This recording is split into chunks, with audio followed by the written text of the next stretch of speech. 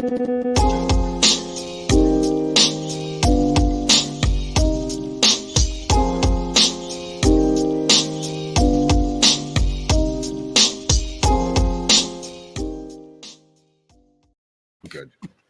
You know what? I'm looking at the chat and everybody's like, come on, it's time. And I'm like, wait a minute. Maybe I should hold the chat hostage. It's like, have you hit the subscribe button yet?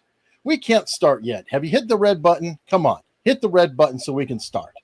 David, do you tell them to subscribe on your channel? Or I actually don't. I thought so. That's why I said that. It might be a flaw. In my videos, the car vlogs, at the end, I say if you like, share, subscribe. Right. There was anybody who doesn't know Daniel Thrasher, makes funny YouTube videos, and he made one joking about how everybody says like, share, subscribe before they even deliver any content. Right. Counterintuitive, but I know. Well, and that's what we avoided doing, and then we got raked over the coals and told, hey, if you don't ask people up front, you're not going to have it happen. Russell Brand asked them up front, so therefore they're subscribing, and so we want to be like Russell Brand. Yeah, that's our new shtick. Russell Brand, tall, skinny, attractive, drug addict. Yeah. What's on the menu for Freeform Friday, people? I haven't been here. You weren't on the menu. I don't even know how you got in here. It was supposed to be Barnes. What happened to Barnes? You ran out of gas? Oh, I sent Barnes the link. He'll no. You know what's so funny? I was looking at YouTube last night. I put on various channels, every single one. Barnes, Duran, Barnes, Ricada, Barnes. And I go, now I said, how he's going to be on here today. Somebody like me is going to be looking, thinking the same thing. What is it? He's everywhere, Barnes. He is. He's everywhere, and nonetheless, there's always new information that comes out every time he does a stream with a different platform. It's amazing. The Duran, they go into a lot of stuff, but that's what I was hoping we would get into today, because Barnes mentioned something about Garland's involvement in the Oklahoma City bombings. Oh, and Mark, I didn't know if you're up to speed on that. No, I really was busy during the Oklahoma City bombing. Oh, here you are. I'll just be down here with David watching you two. There you go. You got Groubert's Brooklyn Dodgers hat. That's my Brooklyn. That's from my grandfather's era. That's when he went to the game. These kids who are my uncles went to the 1951 Polo Ground game where the Giants won the pennant, where Bobby Thompson hits the home run off of Ralph Branca, and the entire stadium that was from Brooklyn walked back in mass from Upper Manhattan, which is like 25 miles, as a bedraggled group of kids and adults weeping openly in the streets of New York. The point of the matter was, years later, we found out the Giants had a telescope in the scoreboard and were electronically signaling the signs to the Giant batters. And Bobby Thompson was sitting dead red from Ralph Branca, dead red to you, meaning a fastball down the middle, Viva. And he had the signal from the freaking window that was in center field with a telescope. And that's how he hit the home run off of Branca. And the guy on deck was Willie Mays. So tip of the hat to Barnes for wearing the Brooklyn hat today. Wow. Hey, are you a sports fan at all, Viva? Like baseball, soccer? No, and I think I'm a Packer fan and a Dodger fan. I mean, MMA. You're into MMA. I was into MMA, but no, I never liked hockey. I once got in trouble in Barnes. I think it was our community, or at least on Twitter, where I said I think baseball is the most boring sport, and then everyone's like, "You don't understand it. You don't understand." No, what do we have? We have hockey in Canada, in Montreal. We have no baseball team. Soccer is kind of fun to watch, but no, MMA and darts are my two. Fascinating. Wow, that's range. You like to see people beat up and pretend, and throwing weapons at people. It's the thing about darts. I think it's like a bit of the OCD, repetitive movement. It's satisfying. It's relaxing. I can watch darts all day long while jogging. It's exciting. Wow, darts you can watch? That is different. That is different. Wow. I know. I thought somebody would counter with your statement about baseball and say, well, what about golf? Golf is definitely slow to watch. Golf is pretty bad. Yeah, golf is slow, but it's relaxing, and it's what you sit on a couch on an afternoon to watch. But baseball, the amount of playtime versus that's what makes it great. You can sit there and chill. You can smoke a cigar. You can have some dogs. You can watch. Look, if you want to understand America, as JP Kinsella said, you have to understand baseball, and you better start adjusting your game. Don't forget, Jackie Robinson played for the Montreal Royals before he came up to the Dodgers. He came up from their minor league team, which was in Montreal. That's right. I will go to a baseball game in the States because, the ambiance is probably enough to make it energizing, but the sport itself. Yeah, it's a good place to chill, have fun, enjoy the whole 9 yards. It's much more laid back. Who's got the echo? Oh, it's between Mark and Barnes. Oh, and the other sports I love to watch, bowling, PBA. I know all of them. Really? Man, you're a freak, Viva. You're a real freak. The same movement over and over again. It's relaxing. The sound is nice. 180. If you haven't actually watched starts, you might not get that. Robert, I was watching you on the Duran yesterday, and you started getting. Oh, it's definitely Buckley, the echo. Okay. You have headphones? Robert, while Buckley's on mute, he has headphones. Garland and the Oklahoma City bombings. You touched on it, and I haven't seen the hush hush. Can you do it in 5 minutes? I recommend the hush hush for the history of it because it gets into PATCON, which was the FBI's effort after the end of the Cold War to sort of justify its continued expansive role in American government and criminal jurisprudence. Because by that point, you're talking 1990, the New York mob had been kind of cleaned out. The mob's influence was on the wane. You add to that the Cold War no longer justified a big counterintelligence unit and surveillance unit. The FBI had been outed going back to the post-Watergate efforts. There's some stuff that came out this week on more stuff about Watergate and the way in which there's always been alternative hypotheses that about what Watergate was concerning. I'm going to do a hush-hush on that this weekend. But basically, the FBI was in a position where they had been put under major scrutiny in the 70s, no longer had the justification of the Cold War, the mob, by their success to some degree in the 80s, politically and otherwise. So how do you justify expansive, extensive, invasive FBI? You say there's a domestic terror movement afoot, and you help create it. I mean, they lied about it for about 15 years. And then I think it was 07, 08, the FOIA information finally came out. The FBI created their own American militia. It's called PATCON. Went into business with the Southern Poverty Law Center, went into business with a whole bunch of race grifters.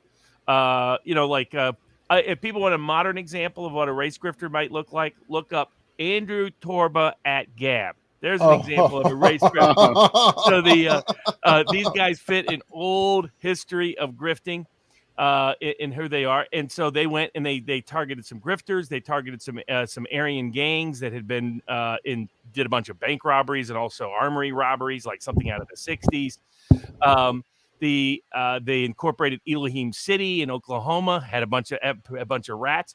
These guys, by the way, who shows up in the middle of this? There's even an East German ex-son of a spy that shows up in the middle of this. A guy who disappears, a guy who looks like the guy that was the second guy driving the truck at Oklahoma City. He vanishes with the help of some pilots back to East Germany. His father had been a huge intelligence officer for the Stasi and then had transferred over to the West German side after reunification. And you have in Elohim City, who do you have connected to all these people? Who ends up somehow magically connected, like Oswald style, to all these different actors? A ex-army guy, angry ex-army guy named Timothy McVeigh. Wow. And the guy who made his name politically, who established his bona fides to get promotion after promotion after promotion to where now he's almost was on the U.S. Supreme Court, now is the Attorney General for the United States. The man who helped make himself famous, used this case to make himself famous by the cover-up he really did, was one Merrick Garland. Wow. Where is Garland from? Is he from Oklahoma or... I don't know where he's originally from. Right. I'm going to go back and do a special edition thing on Garland. But he first sort of popped up on the scene in this context. He's kind of the anti-Garrison. Right. He's the cover-up artist. And what do you got back? What is that back there, Robert? I can't see it. Oh, so this is A Farewell to Justice by Joan Millan. Oh yeah. That's a great book. That's a great book. It is. Yeah, she's good. Back in the day, she was when she first was an investigator for him. She was a college kid who was smoking hot back then in New Orleans. There's a picture of her somewhere in that book. New Orleans was as you were describing in the Clay Shaw, America's Untold Stories. New Orleans was the perfect place to plan and plot the crime of the century in the 1960s. I mean, you had an unusual combination of people there. And some people were being critical of raising the issues of the personal lifestyle. To me, the personal lifestyle is a giveaway about some of their criminality. Right. And it's because it goes to their psychology. Yep. Here's are people presenting themselves one way, but living a very different way. It's people live by their own admission, by their own definition, living deviant lifestyles, and a very peculiar for the time period deviant lifestyle. And then you throw in, people forget, sadism comes from Marquis de Sade, French. Mm-hmm. You incorporate, royal monarchists of the kind that were hanging out with Operation Gladio in Europe. They were monarchists, Robert. I brought that up in the show. That's where the fascism comes from. Yes, it was a fascinating overlap of Nazis, monarchists, with the U.S. uber military types who wanted kind of their own fashion. My recent hush-hush on the Klan of the 1920s is that there was a political experiment in fascism helped majorly by D.W. Griffith. Right. I mean, but for that film, first film ever shown in the White House, Birth of a Nation. I've made the argument that he's the Leni Riefenstahl of the Klan. Absolutely. That's Triumph of the Will. And it was an experiment in fascism before Europe even really went. David needs to catch Go up. ahead, Who's leaning a Riefenstahl? So when you went to Hebrew school, they didn't tell you about Leni Riefenstahl? She made one of the top Nazi propaganda films of all time called Triumph of the Will. Got nominated for an Oscar. One of the most cinematically brilliant films, not unlike D.W. Griffith getting nominated for awards for the cinematography and work of his film. Leni Riefenstahl made and worked with Goebbels to make the #1 Nazi propaganda film of all time called Triumph of the Will. Talking about crazy films. So guess who's promoting me as being in a film? That Pepe loser. They did a documentary called Feels Good Man. I don't know one of their trailer promotions, the top line is Robert Barnes. And I was like, what the heck? What? I was like, how am I? I was like, I don't remember being in this documentary. It turns out I don't even talk in this documentary. They have like an InfoWars clip of just my photo, and yet they're trying to use my name to market their bogus documentary. Well, just to mention documentaries for a second, because on Tuesday I mentioned that I had my doubts, hadn't seen it yet, The Assassination and Mrs. Payne. Yeah, how was it? It's fantastic. So I just want to give a shout out. The kid, we're going to have him on, I think, on Tuesday, me and Eric, to interview him. A young man named Max Good, who did a fantastic job of confronting the evildoers with their own connections to the CIA. I'll just leave it at that. He literally confronts them with the documentation of their connection to the CIA. And watching them squirm in this movie is worth the price of admission. Wow, that's good. Now, Hunley, how did you get the interview? He actually reached out to us in April, and to be fair, I was kind of like, I had never heard. Well, we did a Ruth Payne episode, and so he reached out, and I was like, oh, I don't know, and I forwarded it to Mark, and I was like, hey, thanks, hadn't heard about the movie, didn't really talk, and then we were talking about the film, and I was like, wait a minute, I think he reached out to us, and then I dug it out, so I felt kind of bad because we didn't, really establish much of a communication on it. Yeah, I didn't know what it was. And then the people in the research community of JFK contacted me in the past 2 weeks telling me it's a great film. So I watched it last night. It's on Amazon.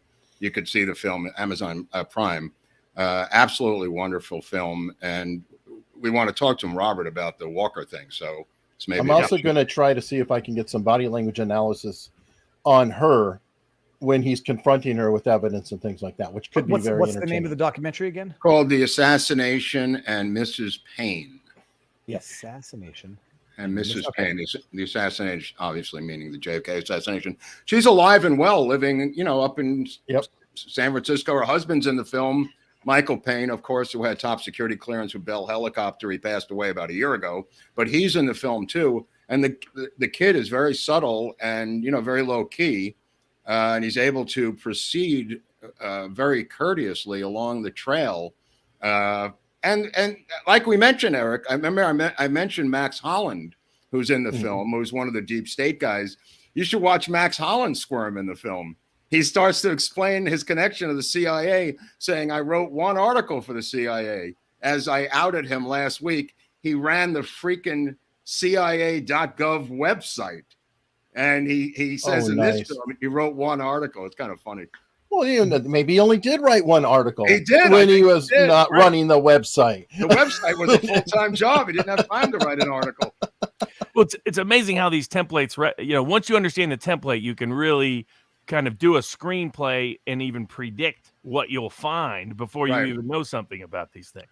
Well, so, this kid hits all the beats because he uses JFK and the Unspeakable as his backbone spine of the movie, which is a great book for anybody, a recent book, or anybody who wants to explore the JFK assassination.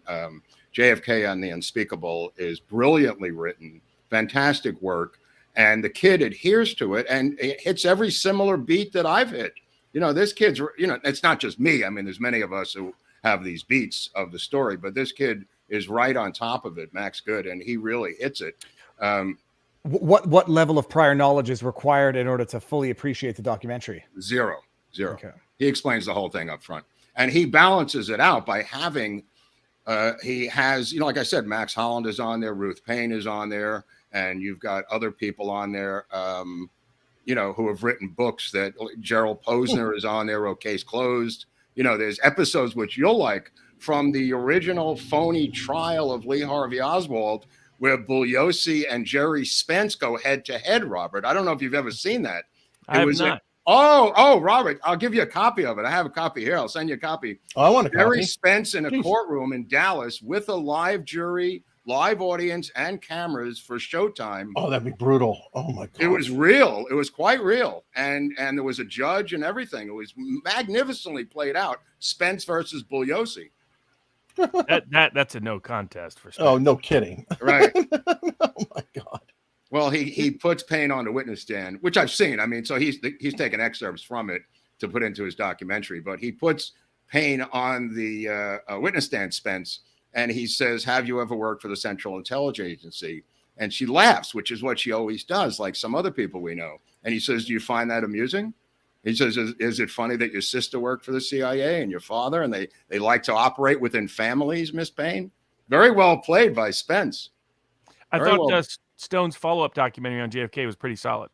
Much better than the Showtime. The Showtime is really, if you haven't seen this, Viva, you may want to look at Destiny Betrayed, which is on Amazon. It's 4 parts, an hour each. But the one on Showtime was a 2-hour version of this, Robert, that was kind of a glorified trailer in a way, because this is 4 hours, Robert. Right. You know, the one you're referring to. And if you want to see something done scientifically, Viva, take a look at Destiny Betrayed on Amazon Prime. You don't have to have any prior knowledge to the assassination. Well, because one thing I didn't realize was about go ahead, Viva. Sorry. No, I was just going to ask the bottom line takeaway from the assassination of JFK. That what is the one line takeaway? It was an inside. Deep State whacked him. Deep State whacked him. You know, a lot of people like myself and others are beginning to see that it was really not the CIA per se, who physically were involved and obviously involved, but more of a military coup d'etat with top generals involved in the military. There's just too many military fingerprints on it to have them not involved. And now the revelation in this new Destiny Betrayed is that that General bombs away a guy who was in the Joint Chiefs of Staff was at the autopsy smoking a cigar in the autopsy room. Of course, right. He literally came down from Canada from a hunting trip to be at the autopsy blowing a cigar. There's a Canadian connection. I knew it. Just like MK Ultra, there's always a sneaky Canadian connection. Yeah, that's why they're polite. Yeah, exactly. It's all a disguise. I'm telling you. Why? I mean, the question is this: inside, deep state job. Why do it so publicly with an individual who gets the point? They wanted to make a point and made a valid point. Plus, it's easier for you to as they describe in the Garrison case, the plot itself, which is partially at a party in New Orleans, getting back to New Orleans, like Robert was describing.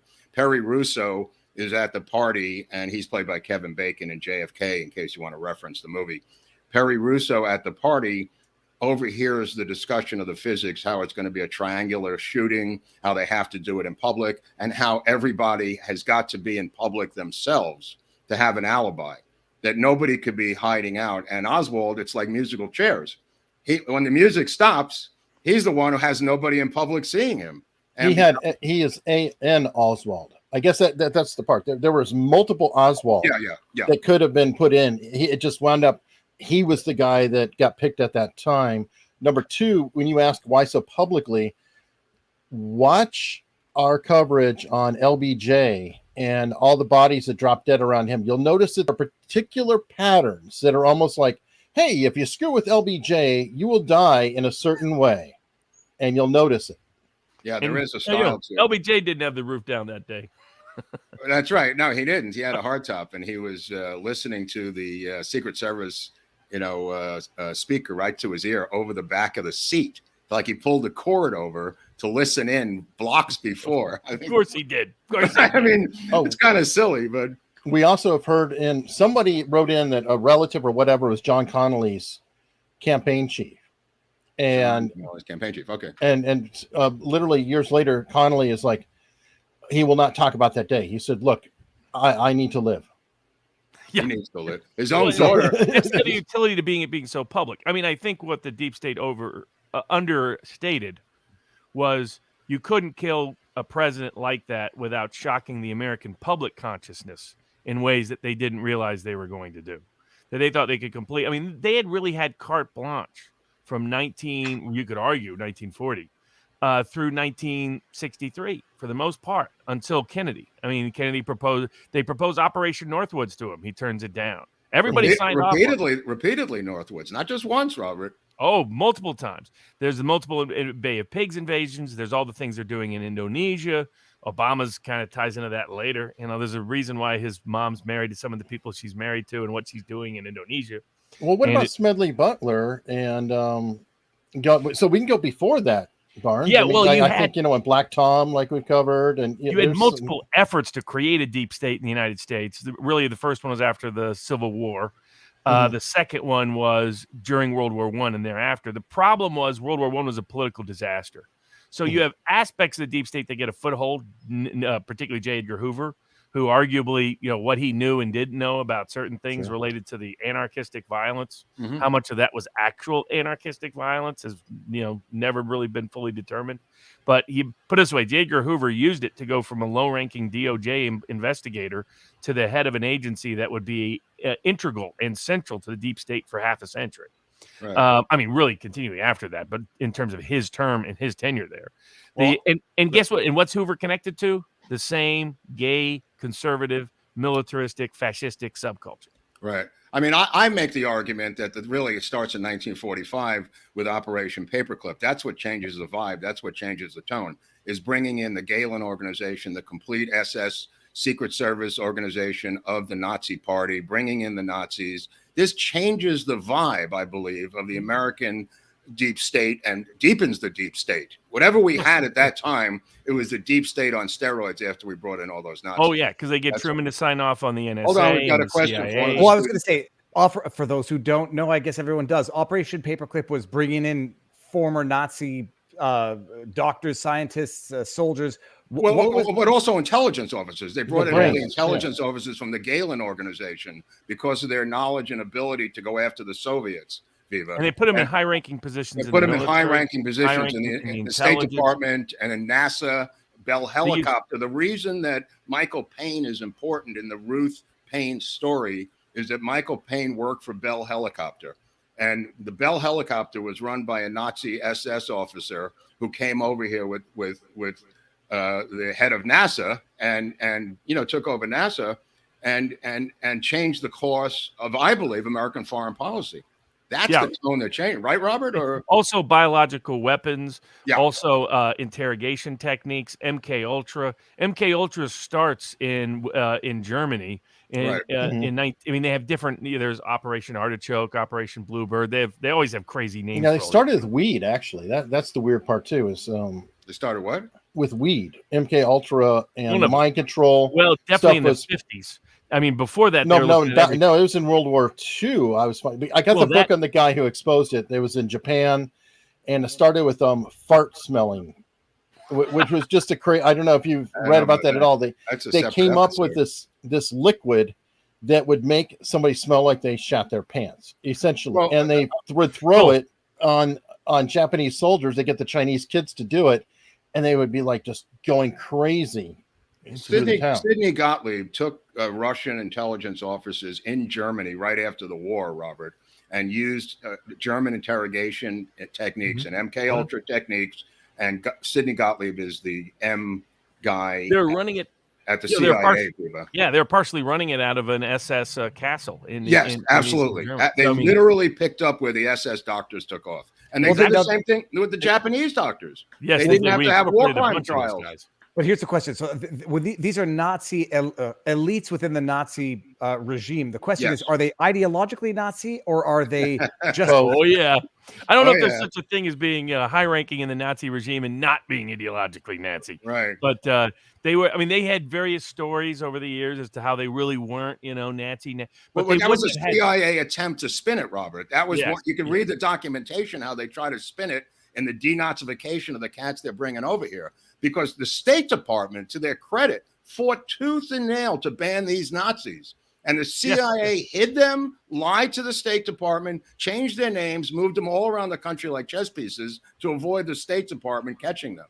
And that's just the ones we brought in. The other ones we brought in other ways, we got them out on the rat trail to the Mideast. We got them on the rat trail, but famously Klaus Barbie. If you want a classic archetype of this, Klaus Barbie ends up in the middle of all the Latin American dictatorships and the coups that we helped establish, Operation Condor, the beginning of the cocaine trade.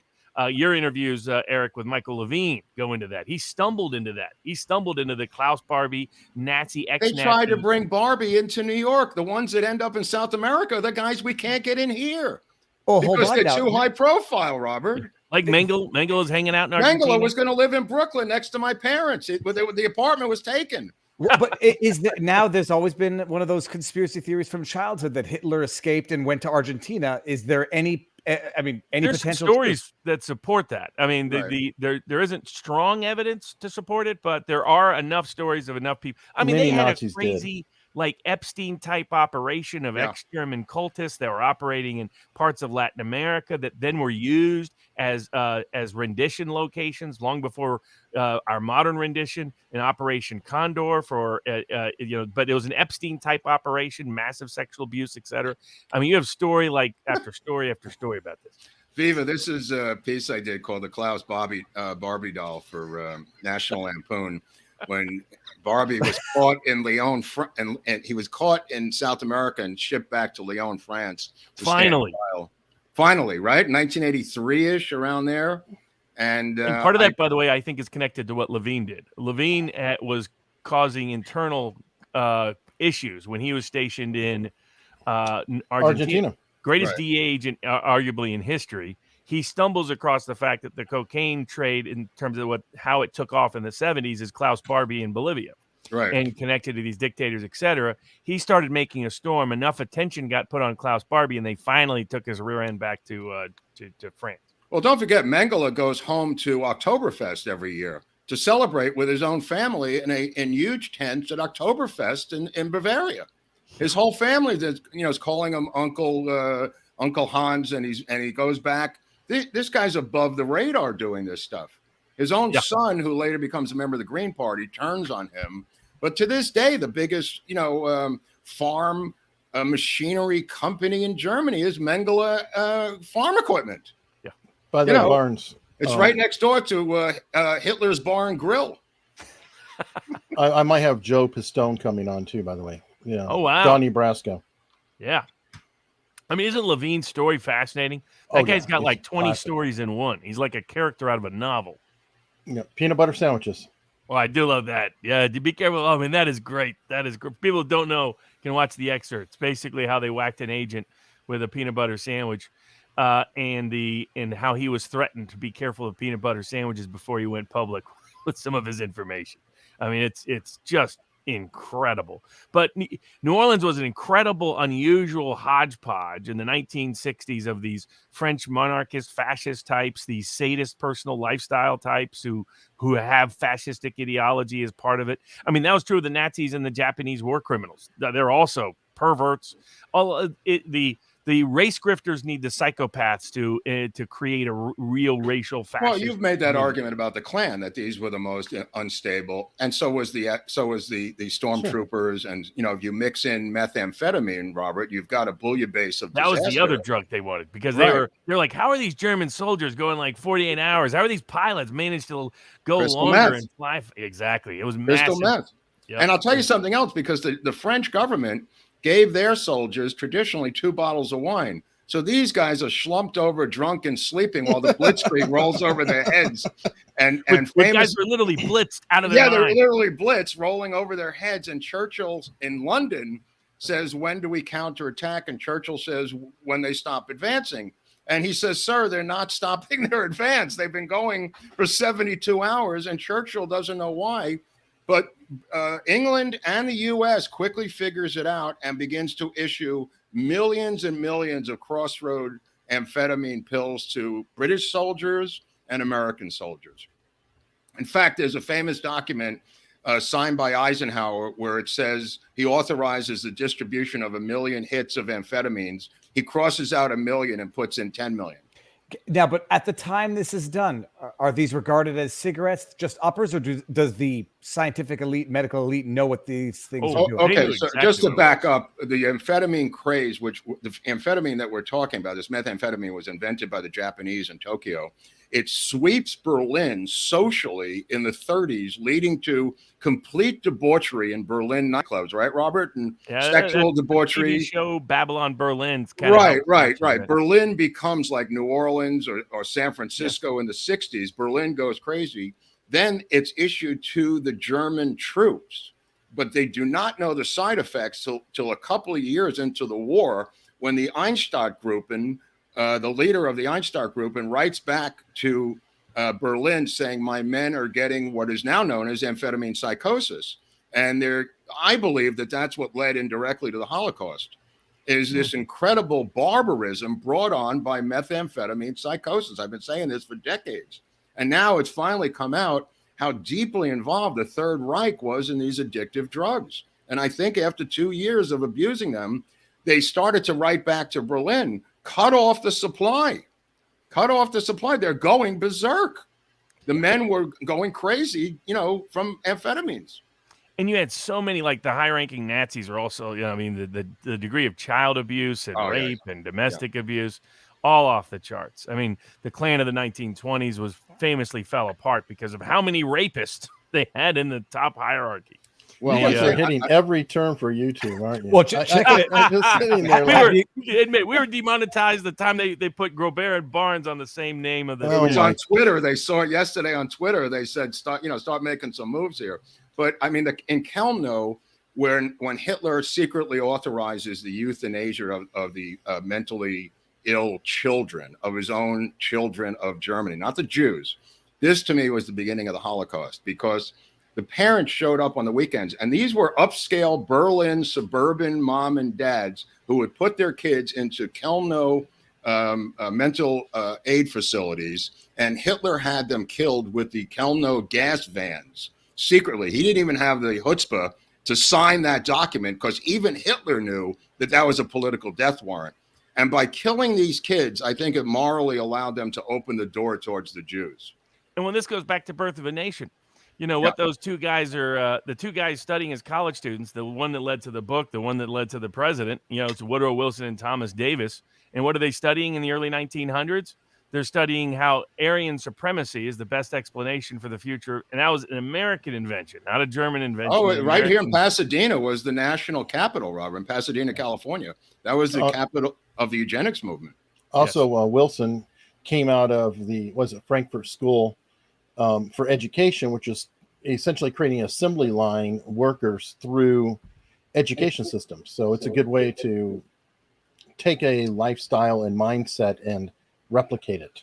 The reverse. These guys were hardcore. Woodrow Wilson was a big eugenicist, huge racist, and the Thomas Davis guy who wrote the book that led to the movie was promoted as a minister in New York City. He'd been a lawyer and novelist, and you know what his number one financier was? John D. Rockefeller. Oh yeah. I mean, let's not forget Henry Ford, which we're going to do an episode. Oh yeah. Well, he just liked to share good little books with people. Make sure they got them when they got the car, right? When you look at the Protocols of the Elders of Zion, David, which I know you've read very closely since you were 13. Look at the protocols. What's so funny? When you look at the Protocols of the Elders of Zion, which was written by Russian intelligence before the revolution, the Cossack intelligence. When you look at that, you see this insane story that the Jews meet secretly once a year to, plan how to run the world and everything else, all the Bubamaisis that's in there. The fact that Henry Ford put that entire booklet, into the glove compartment of every brand new Ford that rolled off the assembly line in Dearborn, Michigan, would shock a lot of Americans today. That's what he did with every new Ford that came off, and in that glove compartment. And that's why I was told by my grandfather to never drive and never get a Ford. And a lot of Jews to this day, especially Brooklyn Jews, adhere to that and would drive a Chevy rather than a Ford. Hold on. Question, teachers. Who drafted the Elders of Zion? It was done by apparently Russian intelligence going back into the late 1800s and later picked up by French intelligence who did their version of it. And look at this. I'll tell you something weird about this. Amos, who runs the PLO in the Middle East, he's got a master's degree in the protocols of the Elders of Zion from freaking PLO University or whatever the name of that school is there. It's still one of the, like when people ask me why I don't trust the Palestinians, it's like, looks like the protocols of the elders are on their top 5 list. I mean, he's got a master's in it. That's his degree. Abdul Amos. That's his degree. It's like having a PhD in the understanding QAnon and being, believing it. Like, I've divined the secret truths. The 10 Commandments have come down, and the secret message has been filtered and understood. The point I'm trying to make. Okay, we are officially yellow, folks. So, do I bother requesting the review or not? Request it. I would request it. No, better to beg for forgiveness. By the way, I'm going to hijack the subject for just 1 second to point this out. The super chats, locals, all this really does help us. Okay. I forwarded a video that got cleared to Mark earlier today. What happens is they demonetize it, it goes to yellow, and then it takes a day, it could be a week, before it finally gets monetized. All the views are gone. We don't get any money. However, it's a new level. We got a good news email today, Mark. What? Our James Earl Ray episode from April 5th has been deemed suitable for advertisers. What was that date again, Eric? April 5th. So we are looking at 2.5 months, folks. Do you think we've gotten any ad dollars out of that episode? No. So all of your help. But what if we reissue it? Could we reissue the video again? If you reissue it, if you change any element of the metadata, it will get rescreened and probably reflagged. Oh, I see. The funny thing, when I had the first day of the January 6 hearings demonetized, remonetized after manual review, then arbitrarily age restricted and re-demonetized, they're still looking it over. I mean, it'll be 2 weeks later, and that was a newsworthy event. But it's that was our secret subtext. Andrew Torba figured it out. It was Viva and I were so Viva was identified as the Jewish lawyer. Right. Not because Torba is and you're a Zionist lawyer. Yeah. And then I was Shabbos Goy. Barnes is a Shabbos Goy who works secretly for the Jews. It's all for the Jews. Robert, it gets even worse. So I have the Jewish lawyer, as if any position I've ever taken anywhere has been justified or supported by my religion of birth. Never. In the follow-up message, Robert, Mark, you're going to love this. He then refers to me as a shapeshifter, which is straight up. I was wondering what that was. Is that right out of Borat? It's right out of Borat. I mean, I don't know if it has any I suspect it has a pre-existing anti-Semitic connotation. Yes, the shape-shifting Jews. Like, it's not even something I discuss because it's not relevant to anything I do on the interwebs, but it's fun. I mean, it was interesting. Hey, Ziggy. Ziggy, thanks. This came up. Thank you.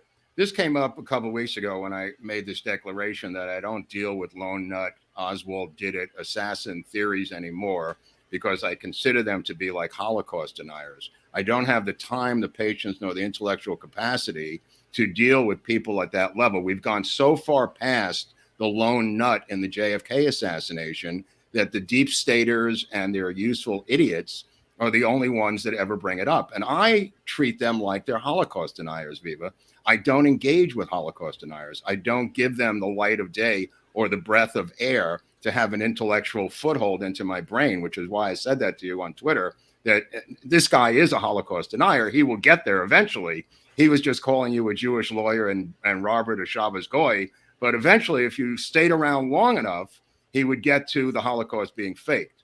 And I cut those people off. His whole niche, he wanted to create a safe space for hate. That's why he's obsessed with hate speech. He's not a free speech guy. No. People all the time for all kinds of reasons. That's all hogwash, all distraction. He wants to be, his niche is the hate space niche. That's what he wants. And it's overwhelming. Anybody's been on Gab for like 5 minutes figures out, holy crap, what is that? What's going on? I haven't been there, so I don't know what's going on. So, yeah, on. Gab is, I mean, your kind's not welcome now, obviously. Obviously. I can't wait to get over there now. What do they have? Bar mitzvah money? What are they? How are they running? I mean, the only way he can make. I mean, he's been deplatformed across the board. He wanted originally to try to make. You came out of the IT space, then tried to, and that really wasn't going anywhere. Went into Gab to try to make money as an alternative. Originally wanted to have the Alex Jones audience. He whined all the time to me about wanting to get Alex Jones to vouch for Gab, and that's just not Jones's shtick. He does his own thing. And so when that didn't work, he realized, I bet there's always been a niche in the race grift. Like people see it on the right when they see BLM. I mean, the Panthers. There's a reason why these gangs in LA, renamed and rebranded themselves revolutionary, whatever. The Crips stands for like a revolutionary. They thought, hey, this is a great scam. We can just re-narrate our extortion and embezzlement and drug dealing and everything as really for the revolution, brother. But it's also always been on the right side. There's plenty. It's a one place where there's no discrimination is the game of race grifted. Right. And he figured out this is a good look. I don't know how much he even really believes this. He pretends to be a Christian nationalist, all this other garbage. You look at he's that way, Nick Fuentes, they're part of the same race grift operation. David Duke, he's just a big race grifter. He always has been. Some of these people they need the sociopaths and the psychopaths and a political permission slip from the powers that be to actually be a political movement. But in any kind of organization like this, there will be a race grifter at the center of it. People forget who was down there in New Orleans? It was David Duke, right, Robert? Well, exactly. Like you look at New Orleans, it was a perfect hotbed. You had the race grifters, you had the true fascists, you had the deep staters, you had the military operatives, you had the intel operatives. It was a cross section of some of the worst culture of people you could have. I mean, it had cool and interesting side of New Orleans, but in the 1960s. But the other part was it was a perfect swamp. Let me just add that New Orleans had no central government at the time. Right. They had a completely splintered parish form of government with multiple police forces, multiple boards of education, multiple sanitation departments. It was a complete splintered city, Robert, that had no powerful leader. You had allegations of bribery back and forth, all the rest. I mean, Garrison first got his name to fame just by making sure there wasn't open prostitution in the French Quarter, which is what you would go if you found there. I said last week, the reason he was called a Jolly Green Giant was because he put fruits and nuts in the can. That was his, he cleaned up New Orleans is what, in a Giuliani kind of way. And he was one of the first Giuliani, New York kind of way. And then you have the mob people that are in New Orleans at the time, military folks. I mean, the other giveaway was, Shaw was always a front. He's, sort of gets into the deep state at the end of World War II. Same deal. Has old law enforcement crazy connections, and as you know, fascistic tendencies going way back, which is represented and reflected in his crazy personal life. Right. He was a sadist. Including Thrasher, who he works for, who's a sadist, General Thrasher in Belgium, who tortures and almost starves to death the German prisoners before he turns them over to the French. That's where he gets the sadism. You find who these people are. So the reason why Mississippi Burning breaks the case the way he does, Gene Hackman's character, he goes at their personal life, because all of these people are not really ideologues. They're like a lot of Islamic fundamentalist terrorists. Like people say, it's because of what's in the Quran. Not really. The Quran is a political given. That's right. What do the 9/11 hijackers do in San Diego? They go to strip clubs and they're drinking and doing coke. Exactly. The most religious of the Muslim hijackers. I mean, they do weird stuff too. I've talked to some soldiers and things. They have ways of dealing with that too. Like they marry for a day as a way to commit sexual assault on people, and they come up with all these or this one's not worthy, so they can commit horrible violence on them. Or they come up with every justification in the world. It's not that far different. The number one recruiting ground for these guys are prisons. Like you look at a lot of the ones that committed the terrorism in Europe, they're all recruited in prisons. That's not a coincidence. They're sociopaths. Now, that led to the question about Abu Ghraib. Was the deep state deliberately trying to create a permanent terrorist army by sticking them together in a facility, and then never heard that, and then release their own illicit behavior to further animate a permanent terrorist movement that would thereby justify constant, continuous American military intervention? Viva, have you ever been in jail? No, I think I went on a tour once at some point in time in elementary school. Okay, just they gave you the don't do this, or this is where you end up doing. Yeah, I remember I interviewed a police officer, and I asked him the same question I asked Lynn Westover when he came on. You're like, did you ever shoot somebody? This is what I asked the cop when I was like in grade 6. But hold on, Robert. This is an interesting idea about Abu Ghraib. How many people did they have over the course of Abu Ghraib, and how many are still? Well, ISIS was formed in Abu Ghraib and the related prison facilities. I mean, that's where many of the key people made their key contacts, key connections, all the rest. Well, ISIS was originally Al Qaeda in Iraq. Yes, to some degree, but the idea of ISIS itself and some of its hierarchy in terms of really recreating a caliphate, which Al Qaeda in Iraq was something a little bit different, or at least ideologically intended, and its organizational hierarchy was different. Those guys met in U.S. controlled prisons. I just want to ask you guys: do you feel you're better off now than you were under Trump? Well, obviously not. No, I don't. It's a joke, but I mean, Trump got a huge win today. Right. Back-to-back wins, big Second Amendment win from the Supreme Court. Right. As we predicted, there were tons of people telling me, Barnes, you're wrong. They're not going to do it. They don't have the guts to do it. You don't know what you're talking about. 6-3. What we predicted on Sunday came true this week, as predicted. Even the time. I thought it'd be Thursday rather than Friday. You had to Trump. He got those people in there, Robert, right? Absolutely. Trump was genius. They asked Trump, do you take credit for this? And this is where his marketing skill is off the charts. He goes, no, God wrote that decision. That's a smart answer. That's a very smart answer. I mean, he knows exactly his audience. He knows how to. You know what that is? That's a new term. That's a pragmatic narcissist.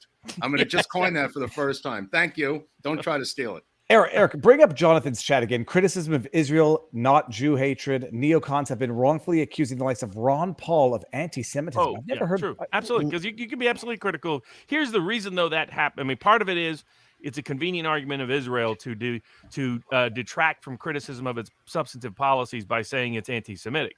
But the reason why they're able to make that argument is because so many people, particularly on the right, that are including on the left, that are anti-Israel, are in fact anti-Semitic. Let me ask you a question. Where's all the criticism? Equal amount of money and foreign aid goes to the military of Egypt. I read nothing about Egypt every single day. If it's not anti-Semitism, why don't they criticize Egypt? Yeah, you always dig my deep. Response. Why didn't you say anything about Egypt? You've got a group of people for whom they have legitimate issues with Israel. They think Israel's interventionism backfires and undermines themselves as well as Western foreign. There's a wide range of people who oppose foreign aid in general. Right. But then there's another group that it's just. I mean, like that's why I debated Fuentes. Like all I had to do, if your view was sincere, then you would be equally or more critical of military aid to the Arab countries in the Middle East. I just use Egypt as an example because the numbers are the same. And in many contexts, the numbers have been much higher. Well, but let me play. I don't want to say devil's advocate. Mark, Robert, how often do you have an Egyptian president coming to Congress to give a speech to Congress as to why they need to support Egypt? Yeah, no, you don't have. That's Ukraine. But you have that. That's Ukraine. Sorry, I got confused. No, but the fact that Zelensky's Jewish is not going to do much to quell the concern. So you have Zelensky coming, pleading. There was a guy named Anwar Sadat who came to Camp David and broke bread in our country in Camp David. Yeah, and then he got killed for it. Then he got whacked. Yeah, he got whacked by the. That's how. And that's why Yasser Arafat didn't do the deal. That's why they don't come here, bro, because of Sadat. Yeah, exactly. When you come here for bagels and knishes, the next thing you do when you go home is surus. There's a lot of surus because the Jew hatred is just so obsessive and consuming. And it's like when we were doing there's a recent documentary on the immigration, Islamic immigration issue in Europe, and of course the documentary portrays everybody as racist because they're, and it's like no, it's simple. If you took a bunch of East Tennessee folks and put us in the middle of Iraq, we're not going to culturally blend in. It ain't going to work. Right. So in the same sense, you take what there's been a lack of recognition and regard for, particularly in the institutional narrative, is that large parts of the Arab world, there's still a strong Arabist influence, the State Department, CIA, that goes all the way back to the same WASP guys. That's where the Kennedys also disagreed with the sort of WASPish establishment. Bobby Kennedy came out pro-Israel. That was the excuse used that they've said reason Saran killed him, which was obviously nonsense. That was a crock. That was MK. I do wonder, when you look at Uvalde and you look at Buffalo and you look at some of these things and you look at the political consequences and you look at the information that's coming out, you wonder whether there's a little bit another Saran kind of situation in some of these. They're they find mentally disturbed people, then somehow they end up doing the kind of crimes that help them politically. Robert, I mean, that was not to say that the individuals in the Whitmer kidnapping plot were mentally unwell. Certainly vulnerable is one way to describe them. Infiltrated and then egged on. I mean, I got questions about the Uvalde shooter. It doesn't make sense, the disposable liquid money that the individual had, despite being unemployed. The truck, the weaponry, and then they didn't even open the door. I mean, their excuses are getting weaker and weaker. The unlocked door that they didn't open? Had hundreds of dollars on him when he was arrested, by the way. I mean, it's, you have to be on the scale of hypnotic induction. There was a scale. Sirhan was a 5, which was the highest level you can be for hypnotic induction. So the thing about taking people who are illiterate, David, and coercing them into doing a crime is different than what Robert and I are talking about. We're talking about susceptibility to MK Ultra programming and to hypnosis and things like that. Yeah, and some of what you described, I had no idea was so accurate that Zoolander was actually probably more accurate than most people appreciate. Well, that's what they're saying with Ben Stiller going over there. Ben Stiller and Zelensky are going to make a buddy movie, some sort of road picture like Hope and Crosby, from what I understand. Yeah, either Road to Kuwait. Zoolander like 4, or maybe Tropic Thunder 2. And, there was a meme out there with Joe Biden replacing. Well, they've got Sean Penn involved now in the project. So it's God. something with Robert De Niro. Never go full retard. Sean Penn can play the full retard version this time. Getting a lot of Academy Award winners involved in this production all of a sudden. The question is who's next? I was nominating Amber Heard to go over to Zelensky in Ukraine, but has Penn gone there yet? Or wait. Oh yeah, Penn's been there many times. All right, he was there for. We already got Sean Penn, Angelina Jolie, Ben Stiller, you two. The question is, who's the next celebrity? No, Amber Heard and Jussie Smollett can go together. They're not realistically. I would see Matt Damon or Matt Damon, Ben Affleck. Go with DeVito and Schwarzenegger going together as a team. that would make it'd be natural for Schwarzenegger. Arnold. What about Arnold? Why isn't Arnold over there? I mean, Arnold should be there. Giving a speech to the Russians, where you actually reference, yes, my dad was part of the Nazis trying to kill you all in World War II, but you should listen to me now. Does anybody find it ironic that Germany's threatening Russia with war? Is there any echoes of the past 2 world wars in anybody's head that Germany, this Michigan, crazy country now run by Green Party hippies, is threatening to invade mighty Russia? With I don't know with what, nitrous oxide balloons or something. I don't know what their power is over Russia, but it's crazy. And they have the British general saying we're going to be prepared to take on, the what do they have? What did Alex say on the Duran? They've got like 400 British troops in the entire army. Yeah, 348 troops. I mean, they couldn't beat the Germans with the help of the Russians until we got involved. I mean, it's just sort of this uber macho insanity just continues to march onward. I think it's a little more, maybe not even more sinister, but you got Justin Trudeau here, focusing on this, harping it up. The longer they can exploit this, the more they can use it as an excuse for inflation, ignoring domestic issues. It's become the biggest crutch and the biggest excuse. But do we all agree that Justin Trudeau probably is the bastard son of Fidel Castro? Oh, yes. I don't know if you can bring up the graphic, Eric, but there is an image comparison. It's spot on. No, but the thing is this, you never know if those photos have been sort of touched up to make it even look more so. But his mother had a rep. Well, she had a rep. She was known to philander, and she was gazing at Fidel Castro in ways that, and she had her hand on him. He's like, oh, Fidel.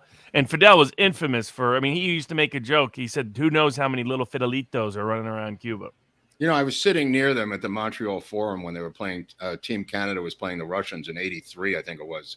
And Trudeau and his mother were there. And I just kept thinking, is she wearing panties, David? I couldn't get my mind around this thing. Is she wearing panties? What was the deal with her with those panties? The mom? She was very expressive, just very naturalistically expressive. These are questions I don't often ask, Mark. But you're privy to the flotsam and jetsam of trivia of the politics of Canada growing up. You were a kid. Didn't you hear anything about Maggie? oblivious. I mean, look at that. Look at this. Look This at the picture, love. So much love. It's sweet. Yeah. So that's baby Trudeau being held up by Fidel. Castro. I once stayed at Fidel's suite at the Hotel Hilton. What? Yeah, so it ended up Fidel had, Conrad Hilton built his favorite hotel of all time in Havana. And a year later, Castro and his boys take over the whole hotel. No kidding. Must have enraged, and this was the reason why Cuba was so overlapped with so many issues. The defense industry was obsessed with it. The CIA was obsessed with it. The mob were obsessed with it. And big corporate interests were obsessed with it. Don't forget sugar. Don't forget sugar. Big sugar, certain real estate, certain travel here. And guys like Conrad Hilton took it as a deep, grievous personal insult. It was a matter of pride, just not just a matter of money or power. But yeah, so I was there. I got stuck there late. I keep running out of cash whenever I went down there. But because you can't get out the cash, so I had to have some people fly in to bring me some cash. But they put me up, so they got it set up. So they put me in the suite, and they said, "Oh, this is the Castro suite." Castro had this huge suite. He had a huge. It gives you an idea who Fidel is. In the middle of the suite was a huge jacuzzi tub. So I think it's an idea what Fidel was doing when he got to take over. He was like bringing the little chickies. It's good to be the king. Exactly. He had a balcony that was around the whole hotel. I could walk around and see any part of Havana. I was like, that was wow. for protection. That was in case of Scarface invasion at the end. You could, just being up there's like, this would intoxicate you with power. You take over Conrad Hilton's hotel, you take over the penthouse suite. Well, I recommend the documentary about this called Bananas, which came out in 1969. If you ever want to see a documentary about Fidel. Yeah. Yes, that's a great Woody Allen one. Right. I mean, it's obviously a send up of Che and Castro, but wow, was that prescient? No doubt. Groubert, when you said, oh my God. God. My God, it's insane. Him. It's clearly he's the son my of God. The only thing, you just have to know whether or not there was any minor touch-ups to either of the photos. I've seen those photos the Castro photos I've seen lots of places, so those are right. That's scary. That is scary. But what would be even more stunning is compare it to his father. His father looks, there's no comparison between the father kids. Does not look like Fidel. Not at all. No. So it'd only be more apparent if Fidel was a totally different race, and then everybody be like, maybe. So what you're saying obviously is that communism is genetic. Exactly. That's exactly the admiration for the basic dictatorships is genetic. If it's not genetic, it's learned, and he's right. Between all Canadian politicians, they seem to like Fidel Castro for some reason. Now, who looks more like Justin, this guy or that guy? Exactly. Tell me. Well, I'm saying when you see a picture here, which is obviously Larry Fine from the Three Stooges running the government of Canada, you realize that they have two different hair genetic makeups, Trudeau, the father and son. Mm-hmm. Yep. Look at that hairline that he's got there. This is Larry from the Stooges. I wonder if you could petition for a DNA test. Ah, touche, my friend. That's a great idea. You know what? If somebody can get close to Trudeau and get his saliva, we don't need that. All we need is a little straw from a Starbucks cup, and Ancestry.com can do the rest. Yep. Find out Justin Trudeau. Who among us has the gonads to go up there and get that swizzle stick, Canadians? Come on. I'd go with Mark. What's that? Mark, you go up there. I volunteer you. I was going to say there are some rumors in Canada as to who is accessible or can gain access to Trudeau. Get near him. Yeah, I'm sure. Who's the woman who's so crazy who is used to be on CNN, who's his sidekick in Canada? Oh, God. Christine, the Nazi. Christa Freeland. Yeah, what's the deal with that Nazi? Is it her father or grandfather that's the Nazi? I believe it's her grandfather, but I believe she has land in outside of Canada. She's also on the WEF website. She's another one of the cabinet members that has been penetrated by the World Economic Forum. Wait, you're saying she was penetrated or the cabinet was penetrated? Or both? A little bit of A, a little bit of B. I don't know. Choice of words here. We're just paying attention. If we ever take power again, we got to guard this shit like there's no tomorrow, because these mothers will sneak back in again the second we let our guard down. We learned a valuable lesson here. Right, Robert? Yeah, no doubt. I mean, Trump should have cleaned house the first time. Right, exactly. Hey, Little Rock's in the house. Little Rock's got a new leg. What is this? Oh, fantastic! He posted a pic on your locals, so if you guys want to check it out. That. So. He says he's not wearing the leg because for sympathy. That's great. That's great. I love that. Let me see. I had to rejoin. That's funny. Well, he hasn't realized I have all the channels. He's got Eric's got 72 channels now. What is Little Rock's handle on our locals community? Very difficult to criticize Egypt. Is it little? Maybe I thought it was Little Rock. Hold on. No, I'm not seeing it. I'll find it. Okay, screen grab. I had a question for both of you. I have a program. Hey, look at this. Rolf is throwing down again. This guy Rolf is everywhere. This guy. You go to Sweden, he's there. You go to Norway, he's there. You go to any stream, he's there. Great guy. Yeah, I don't know that we're going to talk. Barnes and I are going to talk about the Roe v. Wade overturning in detail Sunday night. Yeah, no, we don't have to get into it here. For sure. Mark and Robert, is there anything to the assassination of John Lennon that is? Oh yeah. I mean, the theory is that it's an MK Ultra project gone. That's right. Maybe he was hypnotized. He was hypnotized in Hawaii, right, Robert? I mean, there's all kinds of. He was carrying the Catcher in the Rye book with him. That a lot of these guys weirdly showed up with. A lot of it, David. Yeah, Lennon.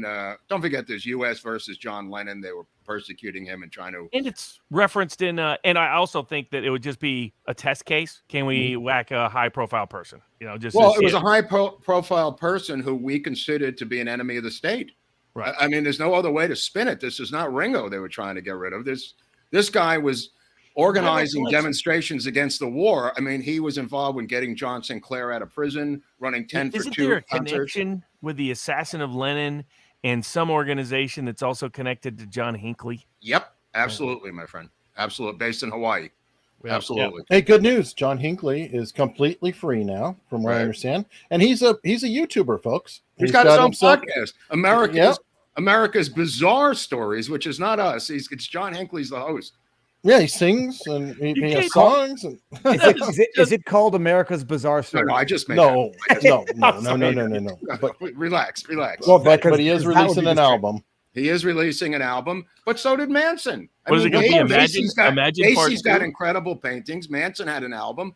Manson had a song on a Beach Boys album, if I recall. Right. Everybody is a frustrated artist, Robert, including those CIA novelists that we were talking about. All of them are. Oh, yeah. That's what I mean. That's what Clay saw. That's why we read the play, Eric and I, Submerged. Yeah, that was a brilliant theatrical performance. We all want to be recognized and validated and celebrated in this kind of certain. But I think that's the bait that they hold out for them.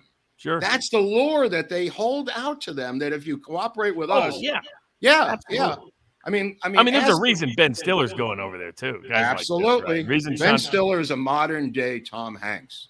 Somebody, a little birdie, told me about Tom Hanks many years ago, how he became famous. It started out selling war bonds, but it escalated from there. Well, look at Sean Penn. He effectively outs El Chapo. What he does leads to the imprisonment of El Chapo, and he's still walking and breathing. Right. That doesn't happen unless certain people are protecting you from the get-go. Oh, look, I didn't go intern at the CIA on my summer vacation from Bard, but Anderson Cooper did. Yeah. Well, so did kind of Barack Obama. How does he go from Occidental College to Columbia? No. Obama That's did. Not a normal transfer. I don't know normal people who did that. Viva didn't go there. Eric did. Well, Eric did go there. But everybody thinks I'm the spook. Especially David. He's the one who called me ahead. Beach. Yeah, that's right. You're down in Virginia. Friends with Chase Hughes. Clearly, That's true. Chase is here. Now, Chase does have some have a little bit of ties going on. I was sitting next to Chase once, and he said, "There's like I could hypnotize her in about 2 minutes." Wow! Like what the? I was like, I better double check. Well, when we get into the Garrison, America's Untold Stories about Garrison, we're going to get into the trial more, and you may be interested to follow that because William J. Bryant comes from Hollywood from the Sirhan case, which is, people don't realize the Sirhan trial was going on simultaneously to the Garrison trial, Robert. And Brian, I didn't realize that. I know they don't. Brian comes from L.A. to help the defense of Shaw do jury selection. Yes, and we're going to get into that when we do the Garrison Shaw trial. Yep, it's the same Bryant who worked Boston Strangler too, didn't he? Worked at Boston Strangler. Worked with F. Lee Bailey. Deprogrammed the American POWs coming back from Korea.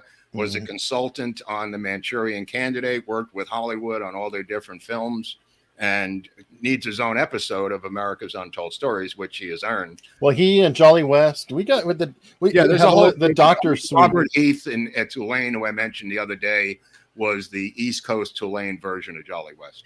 So I don't know. I think it was Eric who ruined Eddie Murphy and Brad Pitt for me. But Mark, go ahead and ruin Tom Hanks. What's his deal? Oh, De Niro. You got to ruin De Niro for him. That question is on my back burner because I got to know what actually went on the set of Natural Born Killers, but Taxi Driver, if anybody knows.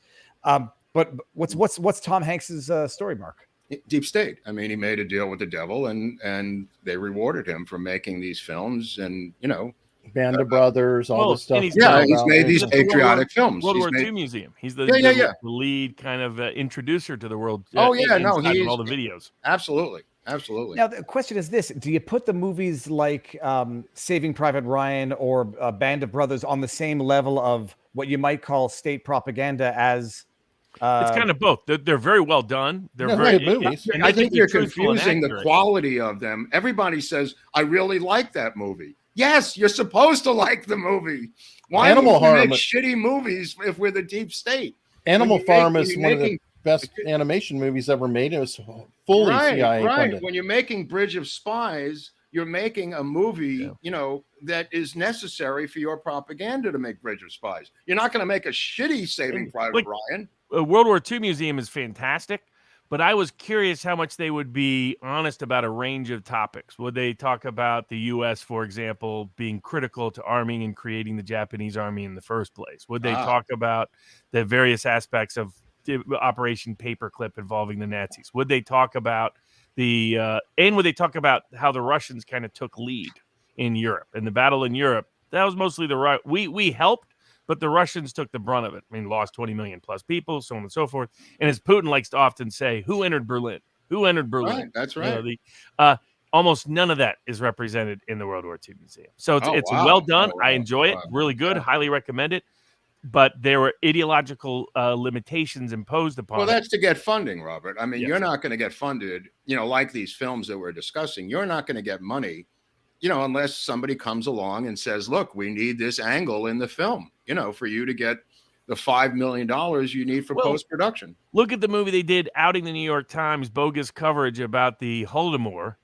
That journalist never made it particular to Ukraine. He said it wasn't. In fact, he said it was this whole region of southern Soviet Union, so on and so forth. It was never a Ukrainian story.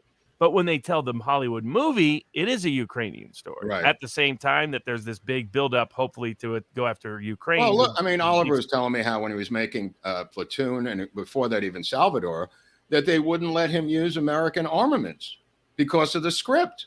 And he said, look, I've got a silver and a bronze star. What do I got to do to get this goddamn arm material from my movie? And they said, you're not getting it from us.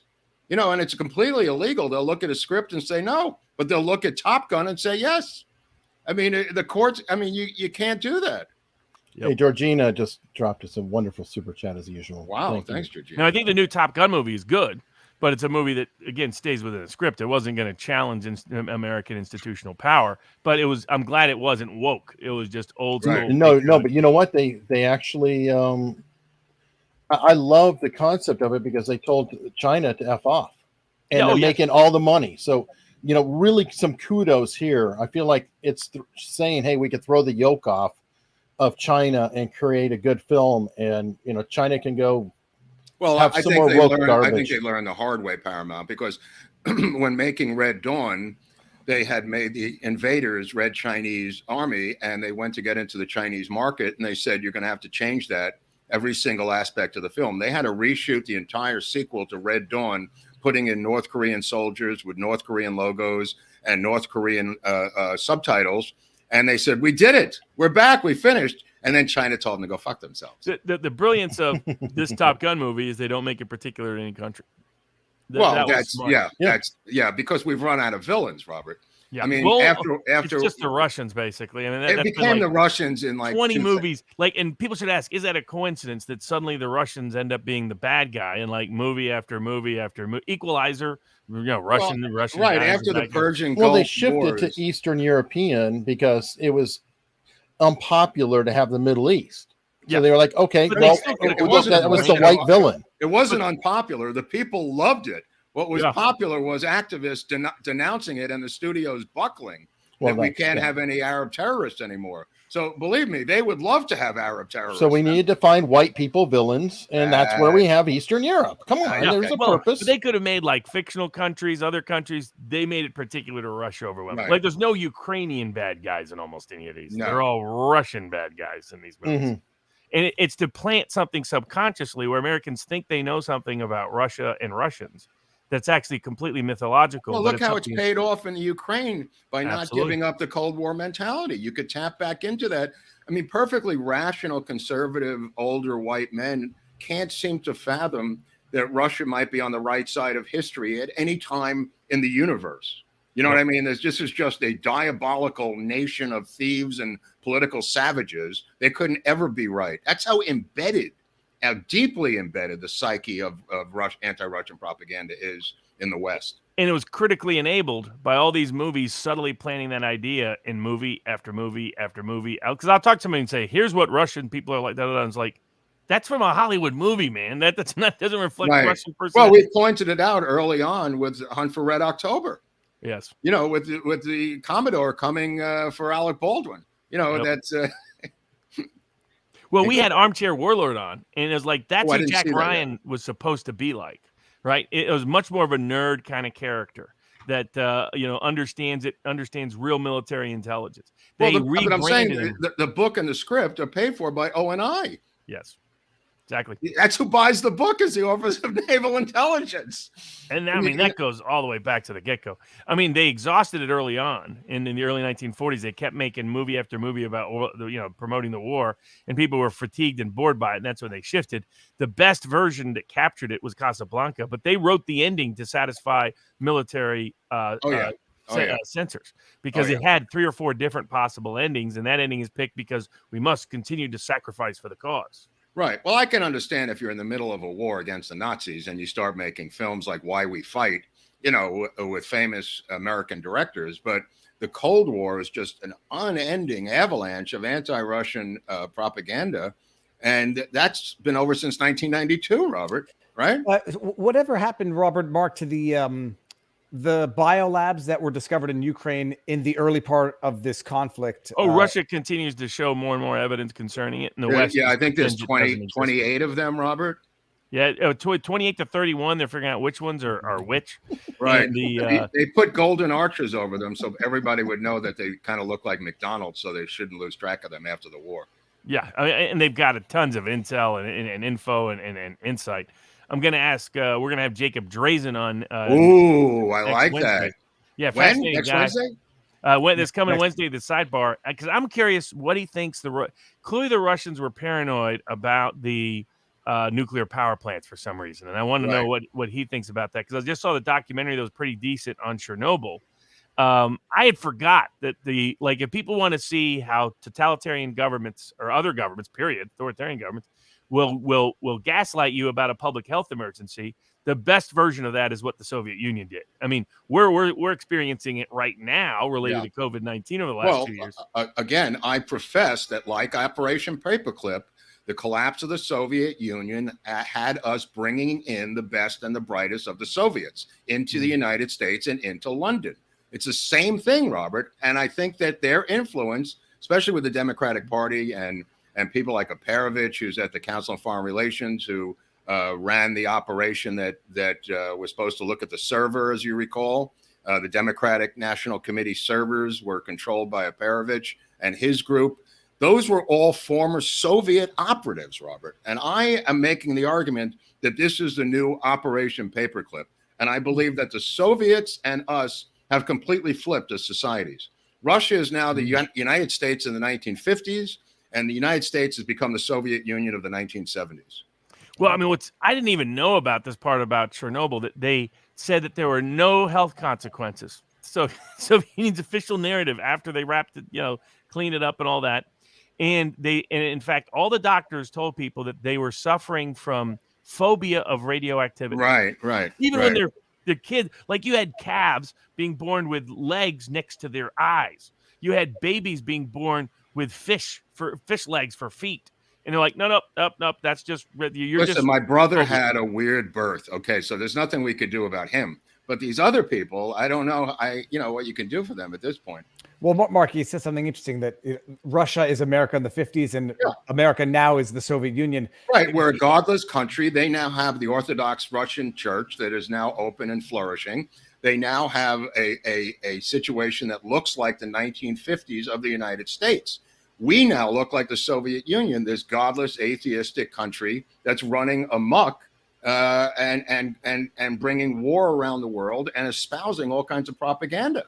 We've completely flipped sides. Well, anybody watching the January 6 hearings is only going to see Soviet show trials. But this is the issue, though.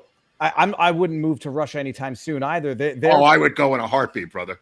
I totally disagree with you. Where would you live? In Moscow. In Moscow. Yeah, because St. Petersburg is beautiful. Right, or St. Petersburg, absolutely. And you got the Black Sea. You have some nice little dashes there on the Black Sea. I mean, I want to go to Minsk. I want to check it out for myself. I don't believe a word they're telling me.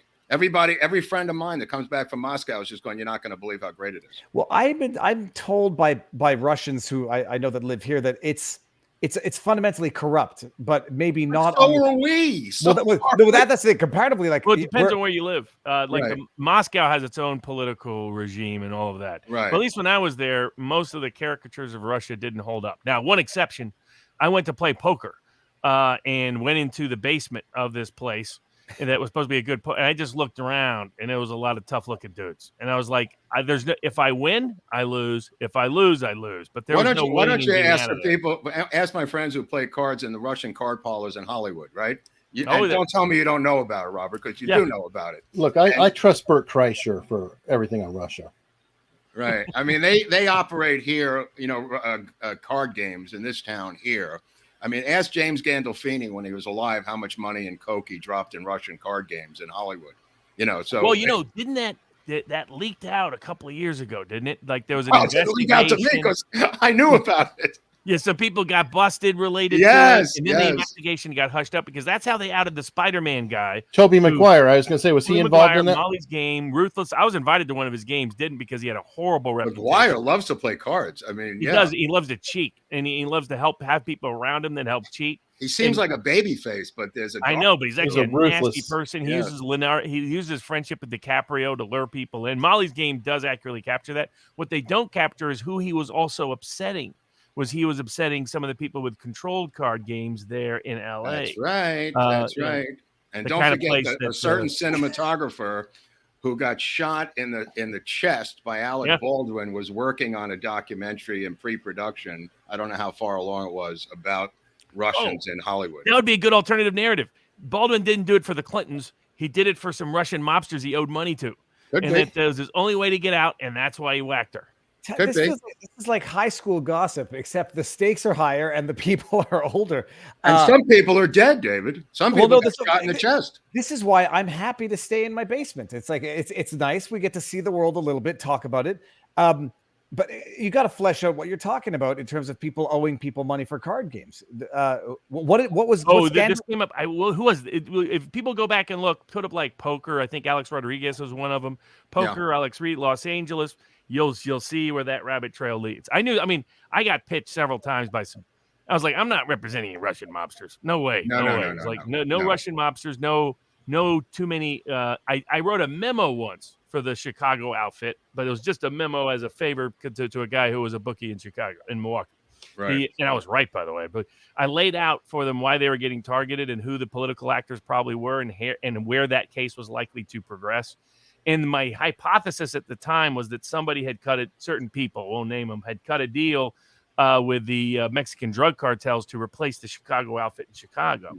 And that would lead to bad things. That would lead to an increase in gun violence, which all of that has come about. I mean, it loosely, briefly came out El Chapo's ties to all of a sudden when they took the Chicago outfit out, El Chapo walks in. And at the same time, money started flowing, it always flowed to Mexican politicians, started flowing indirectly or indirectly into U.S. political pockets. Also, illegal immigration took a big spike. And the question is whether it was a broader part of a bigger deal. And I had speculated that before any of that became information as a favor to guys like Joey the Clown. I did like Joey the Clown.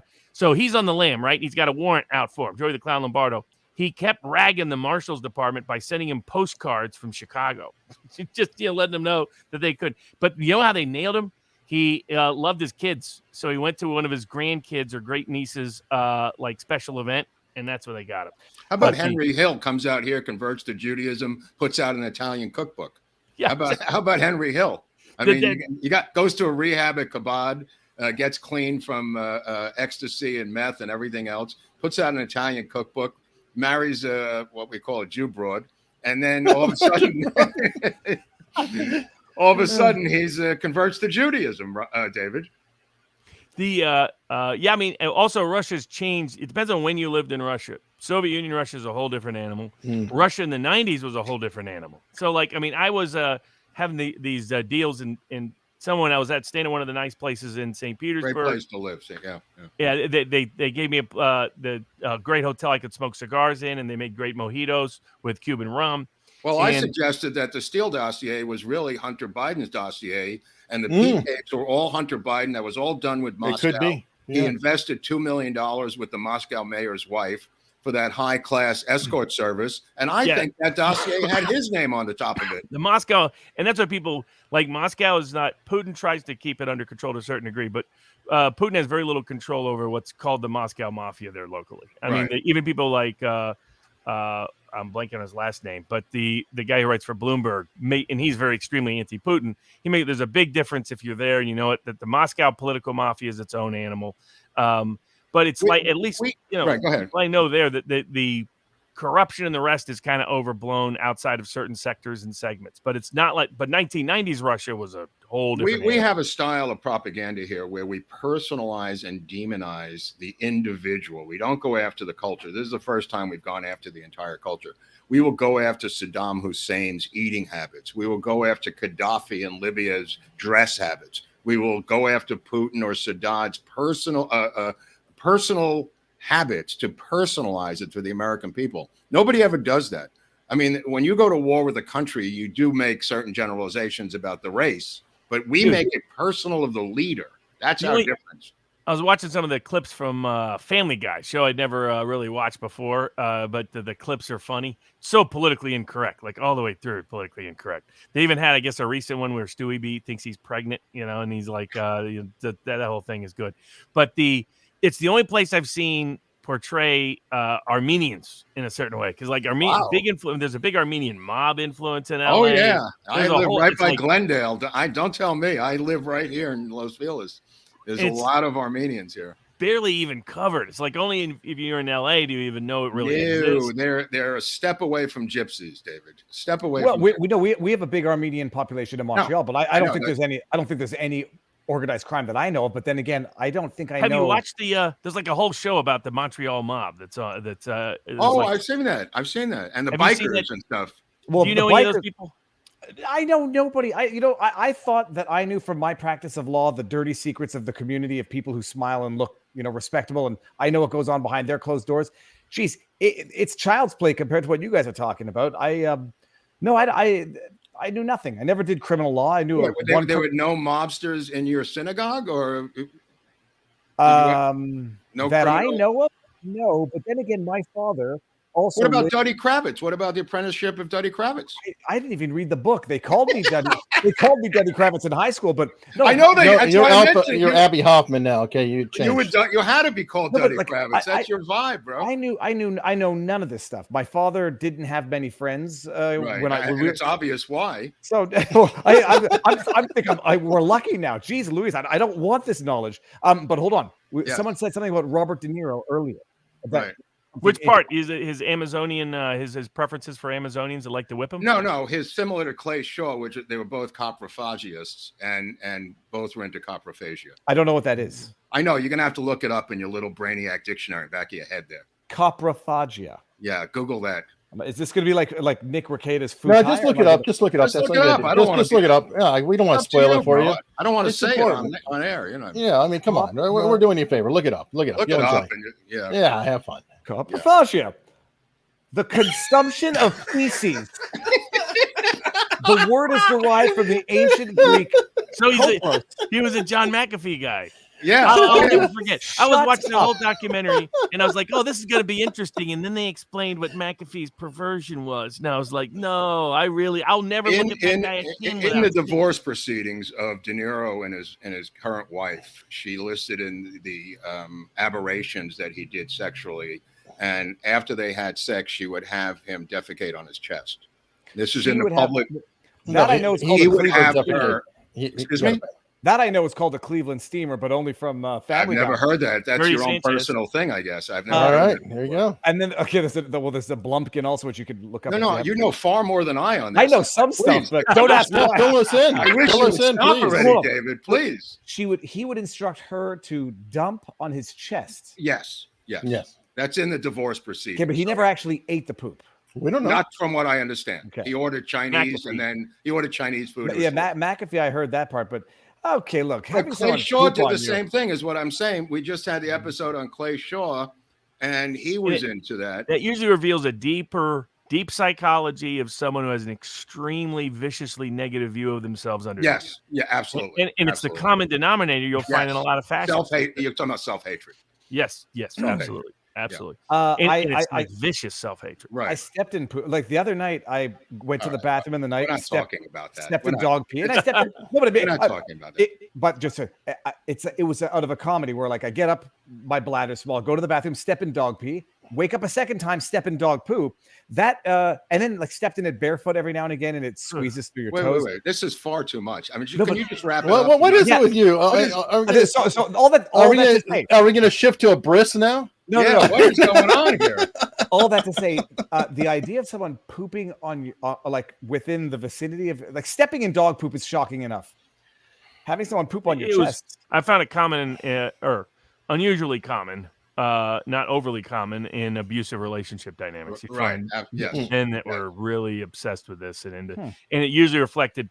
And it goes back to that Red Nurses, White Nurses book. I got to find it. It's hard to come by now. Those two huge texts, but it was written by a psychologist who's trying to see whether you could look at the diaries of German soldiers from World War I and predict who would become a Nazi and who wouldn't. Oh, and he found their views of themselves and women in particular was the most predictive factor.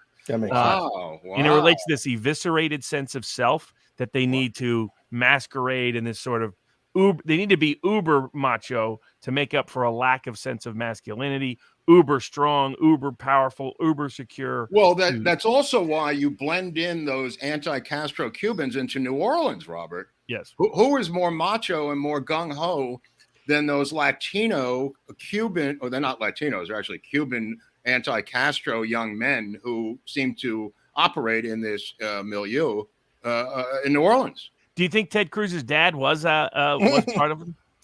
There's a photograph of Ted Cruz's father at some of these different Fair Play for Cuba committees. And his whole way that his story of how he got out of Cuba and a lot of the, how he suddenly gets certain jobs. He ends up going to what's the name of that? Didn't he go to Canada for a while too? Yeah, that's what I was going to say. He was a Canadian connection. He was in Canadian territory for a number of years, and then disappears one morning. Maybe he helped deliver Trudeau. He was in Ottawa. What's the name of that place where they have all the horses, David? What's the country area has a hockey team up there? A lot of horses. A lot of horses. I would say where's Gretzky's? Where Gretzky's from? Time's up. I would say I would say Calgary area. Calgary. Yeah, that's what Calgary. I'm sorry. That he ends up in Calgary and gets an offer somehow to go work for George Bush's oil company. This is the dad. Leaves the family behind and goes to Texas. That's how Ted Cruz eventually follows and ends up in Texas. But the dad comes from Cuba and goes up to Calgary up there. And when Trump mentioned this during the 2016 primaries to tweak Cruz to try to get out after Indiana, that's when Cruz lost his mind. You said last night, or whatever show I saw you on, you were on 17 different shows last night. I saw you on PBS for a while, then you were on Comedy Central. But there was one where you're talking about how Cruz signed his political death warrant by going against Trump at the convention, right? Yep. That was he definitely did. I mean, but he's got spook ties all over the place. Oh yeah, dude, he's reeking a spook. He's reeking like Marco Rubio, same day. And Rubio's probably part of that. Let's just say back in the 60s, he would have been hanging out in the same circles that Clay Shaw was hanging out. Absolutely. Absolutely. I don't want to get back to the pooping Robert De Niro, but I have to for 1 second. Go ahead. Yeah, this is your moment. This I won't call it degeneracy. I'll just call it a life choice. How far back does this go? Because I just rewatched Taxi Driver. Goes back to the Romans. What do you mean? For him personally? With Robert De Niro. Like, has he always been a known? Has he always been? The only reason I know about it is because of the public divorce filing that his wife filed. That's the only reason. Now here's my second question, Mark. I think this one's going to be for you. Taxi Driver, Jodie Foster was actually 12 and a half years old in that movie. That's not true at all. That's not true. She wasn't 12 and a half years old. Was she not? How old was she when she acted in that? 18, I think she was 18, 17 or 18. I thought she was underage. Hold on. But you could be underage and be in a movie. You look at it's her playing a child prostitute in the right. Tatum O'Neal was underage in Paper Moon. I mean, there is a history of this. She was 12. Okay. Good. I thought I made a mistake. How old was? Well, hold on, Jodie Foster. By the way, a client of mine rented a house after that had been her house for a long time. Let's say she had a lot of interesting toys in that house. No. Well, so this is. But they didn't involve men. I know, but they involved equal tools, you could say. Right. Oh, I'm sure. Right. Okay, so does anyone know? Did anything? So, Mark, she was 12 years old in that movie. Right, but I think she was chaperoned and shot with. I mean, it's a fairly big Hollywood production. Good point. Brooke Shields was, nude at 10. Yeah, I did not know that. And what movie would that be in? Well, I mean, she was in Blue Lagoon when she was underage. It's Hollywood's tendency. I mean, this is a Scorsese film, so you could argue that. Natalie Portman was in The Professional underage. Mm-hmm. Yeah, there's a lot of uncomfortable components of that. I mean, for the most part, Professional's good. How about Melanie Griffith with Don Johnson? With Don Johnson, Boy and His Dog. Gene Hackman, where she's swimming in the ocean with no bottom on. And I think she was very famous scene. She's about 15, has no bottom of the bikini, and she's going up and down in the water. I've seen that about 5,000 times, but I don't know why. I just keep looking for something else in there. But it's a pretty popular film, Gene Hackman and Don Johnson. It's funny. I remember when the movie Kids came out, and it depicted kids, but I think all of them were majors because they were actually like doing things to each other. Right. I just didn't understand why Jodie Foster. The whole irony is that she didn't look 12 in the movie. Why couldn't they have used an adult? And it would make me morally comfortable rewatching these movies. And I don't know. It's like at the time it was kind of like the Joker movie. You know, I mean, it was a very uncomfortable movie. In fact, the director of the Joker said the director was not supposed to be the director. Scorsese was supposed to direct the Joker. And Scorsese turned it down because it was too close to Taxi Driver, of which it is a homage to Taxi Driver. So, I mean, there's a lot of darkness in both of those pictures. They're not really family films, is what I'm saying. Yeah, that's Scorsese in general. I mean, right. Dark movies. Right. By the way, there's some 4,861 people here watching now. Over 1,000 on Rumble watching now. Ooh, yeah. I'm sure that let's get ready to rumble. I'm sure a sizable number of you haven't found the red button. And to quote Kurt of Uncivil Law, a red button is sad, and we don't want a sad button. So let's go ahead and hit the button, and it'll be less sad. Oh, is it red? No, it's not. Oh, you mean the subscribe button? The subscribe button. Yeah, mine's gray. I'll just give you a thumbs and also, up we've got to talk about merch. The dog. I'm wearing merch. So, do you have a name for the dog yet? No, not yet. But you got to come up with a name for the dog. We put a gun to his head last week to try to get it to be sold. I don't have a gun with me. We're going to kill this dog and shoot it with a gun. So, somebody bought the dog moments after the show. I think they were saving. No, they did. They did. They were saving the dog's life at the last minute. That was a dead dog. You got so you got the mugs, you got the t-shirts. I have one of the t-shirts. Wore it for one of the Bourbon with Barnes. Eric said, were complimentary of the t-shirt. I got the unstructured, and I like the cotton. Eric sent me a couple of those. We got to do some meme ones. We got for us. We got to get the good, and some other ones. But you guys can't make this up. Everybody wants Mark's. You can't make this up, or you can't make this. Apparently, I say you can't make this up a lot for some reason. I don't know. Or you can't make this stuff up. I don't know. I don't know. Everybody, let us know. One of the best ones we had at Lampoon was the Sam Gross cartoon called "That's Not Funny, That's Sick," where the people are eating in the restaurant, and there's a sign that says "Frog's legs, $5," and the frog comes out with no legs on the skateboard from the kitchen. And the headline was, "That's not funny, that's sick." Dude, you could take some of the memes. People have been making all these memes of Mark. The Big Easy meme. Yeah, there's a lot of weird ones. The Big Easy one was wild. That was funny. Yep. So did you have a good time in New Orleans, Robert? Oh, New Orleans was fantastic. It was fantastic. Did you see any of the JFK sites or? Went by some of them. I mean, what's amazing is I wonder whether they planned to tear down that building knowing what was going on. I mean, because I think the plans were put in place in 1962, and that building, the building where Guy Bannister's offices were, that they were operating out of, that became 544 camp you're talking about, yeah. Yes. What's fascinating is it's just interesting timing that there was plans to destroy and replace and put in a new building right at the same time that they were plotting and planning what was taking place. It is kind of weird because, as Garrison says, that was the center of U.S. intelligence in New Orleans. And U.S. intelligence in New Orleans, the closest would be Miami, right? Of a base of, New Orleans was uniquely situated because of this cultural milieu, the French and Spanish history, the Italian presence, the port city reputation, this sort of city of debauchery, presentation of one type, totally different behavior behind the scenes. Right. It was the perfect place to plot and plan. Well, don't forget, I mean, Oswald's talking with a Brooklyn accent. The reason his accent is so weird is the people in New Orleans had a Brooklyn accent because when the ships left Brooklyn, they docked at New Orleans from the Brooklyn Navy Yard. And the accent in New Orleans, when I first went down there, they thought I was from New Orleans because of the similarities in the accents. I don't know if you heard any real New Orleans accents, Robert, while you were there. I mean, some. I mean, I had an old... that could be the name, Mark. Oswald. That's a good one. That's a good one. I think Oswald the dog. That almost has to be. But when you hear Oswald on tape, he has a very similar Brooklyn accent. He really does. Well, when I was down there, I had a black nationalist give a tour. I'll give him credit. Like his tour description was just hoodoo, voodoo, and a glass of rum. You get there and he starts launching a long black nationalist lecture. Thanks, right? Because he came from a long history of Creole, French Creole, black population in Louisiana, going back many generations. I'll give you your most famous black Creole that you know so well is Plessy. Yes, that's right. Plessy v. Ferguson. That's what that was. That's right. About. There you go. I'm trying to help you out here, brother. I decided today in the road decision. What was interesting is I hadn't thought about his claim for the urban black migration west. In other words, most urban black migration east of the Mississippi went north, but in places like Louisiana, it went to Oakland, it went to L.A. Right. Don't forget that they are infiltrated. They are overrun by Haitians after the Haitian Revolution into New Orleans. So that's where the African influence comes from, besides the slave trade, but it's from Haiti.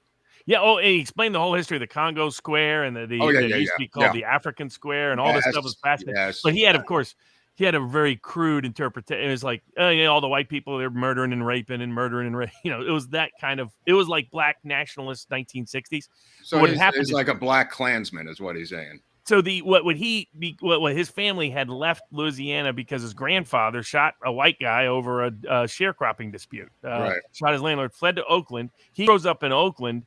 He grows up amidst the Black Panther movement, all of that stuff, ends up coming back to New Orleans, becomes an artist, but it reflected this old history, this old radical black nationalist that goes way back to the independent. I mean, you had the biggest slave rebellion in America actually took place in Louisiana. Well, don't forget, I mean, Plessy grows up a free man who can vote, interracial marriage, and he speaks French, and that the whole setup was set up with a private detective to arrest him on the train to get Plessy versus Ferguson.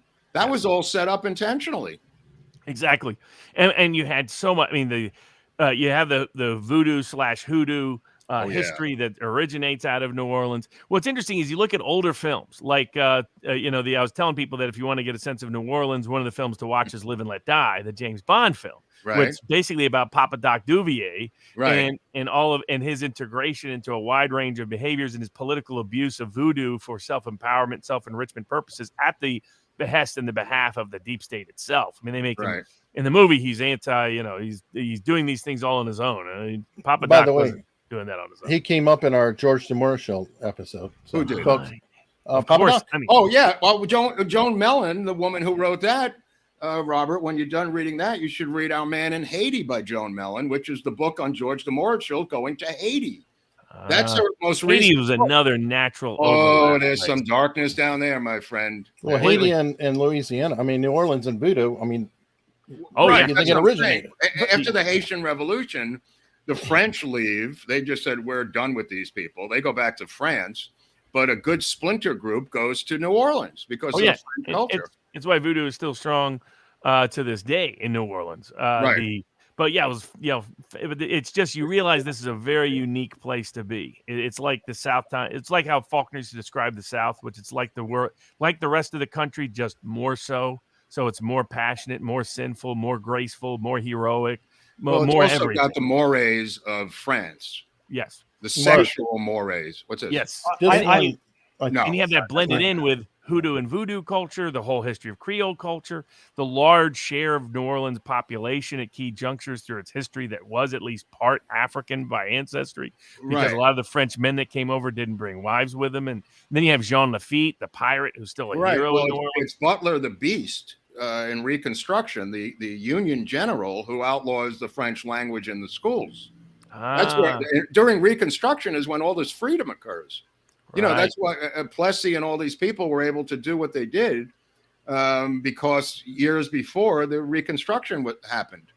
Yep. But they're the ones who get rid of the French language. And then you have the Canadians, the French Canadians, the Acadians, who got, kicked out by the British. They were supposed to be wiped out. They actually resettle and relocate in Southwest. You should move to New Orleans, David. You might fit in down there. No, the first thing I look up is crime rate, and the homicide rate is 72 per 100,000 in New Orleans.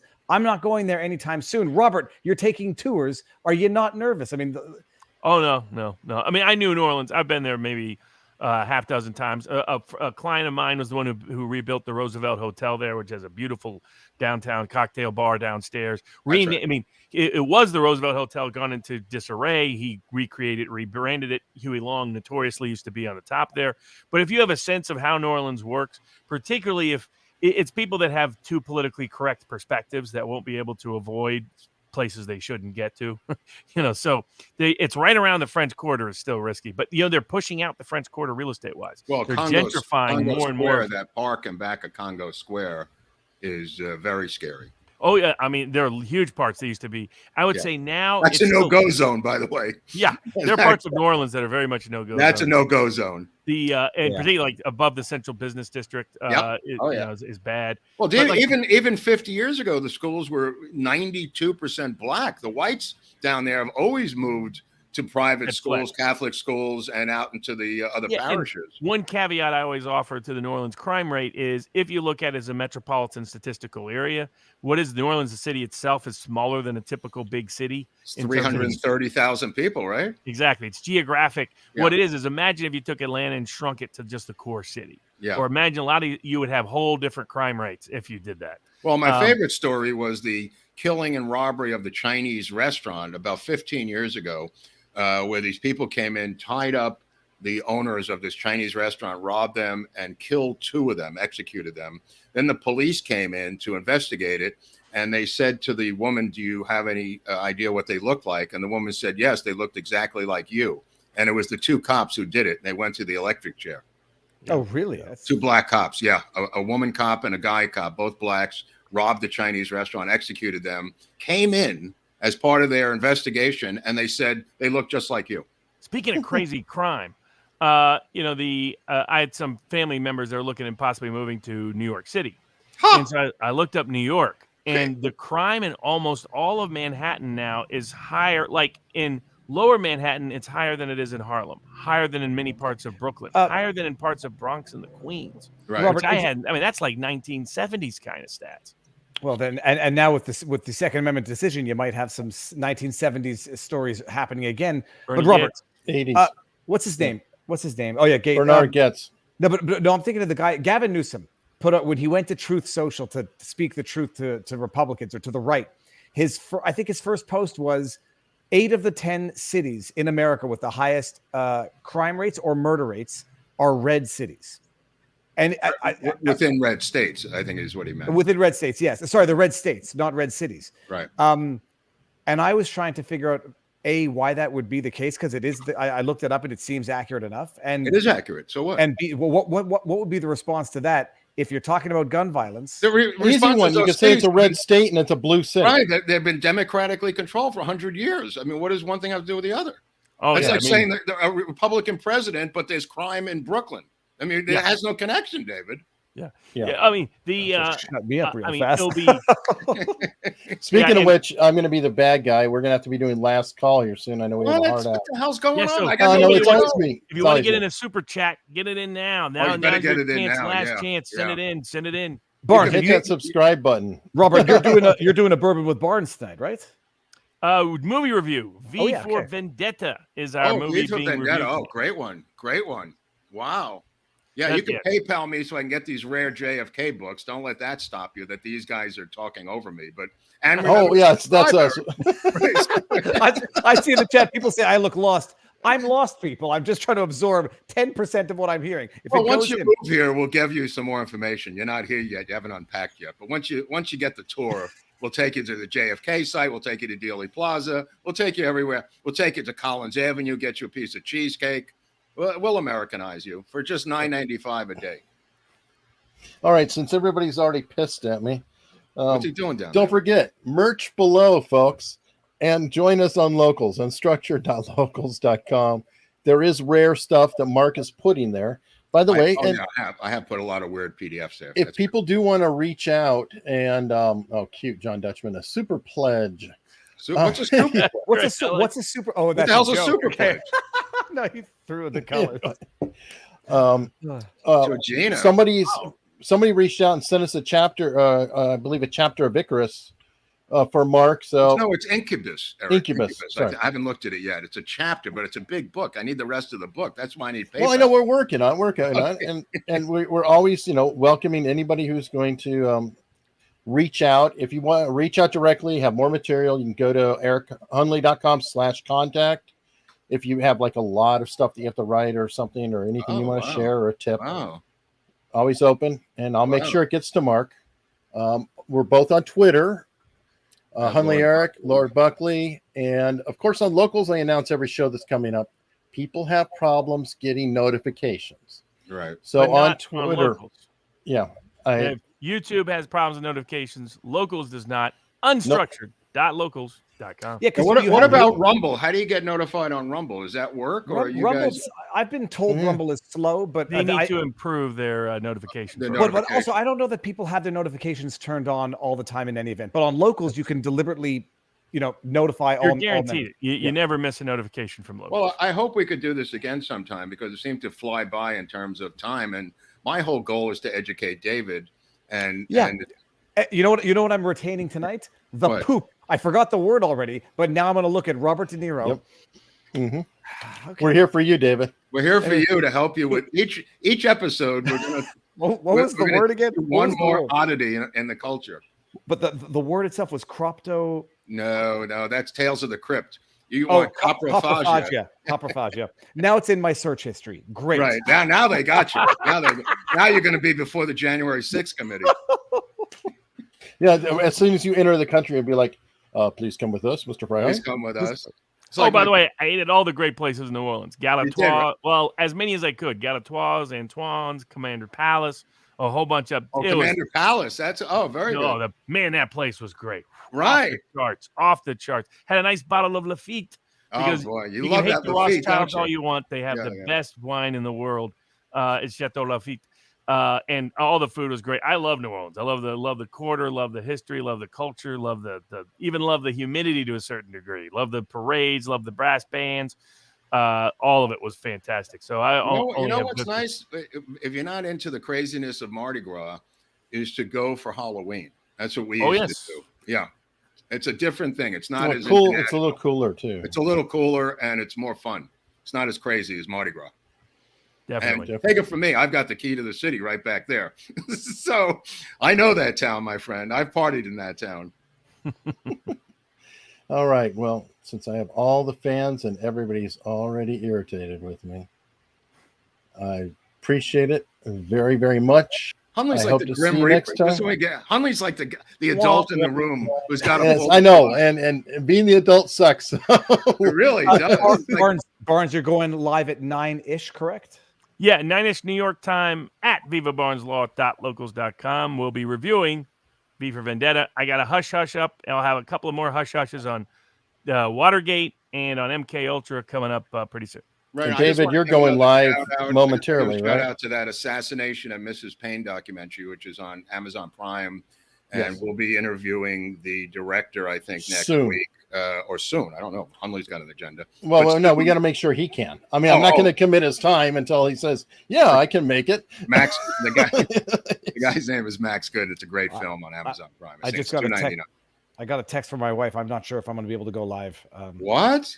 At 7:30. I'll interfere with Salty Crack right now. I'll go live tomorrow, and if I do go live, it'll be maybe short, and I'll be done by the time Barnes is doing the V for Vendetta movie review. It's a great movie. Oh, absolutely. Phenomenal. I've seen it a bunch of times. Great movie. All right, well, gentlemen. Also, if you want to see a great New Orleans movie, Angel Heart with Mickey Rourke. And Lisa Bonet is hot as hell. Lisa Bonet and Mickey Rourke, I believe. Mickey Rourke, Robert De Niro, Lisa Bonet. Who else was famous in there? The end it was, I guess, risky even for the time, but even today. Right. But it has the New Orleans vibe of Marie Laveau, and the voodoo and everything else is in that movie. Very well made. All right, so take your aggression out on the subscribe button, and we'll see you next time.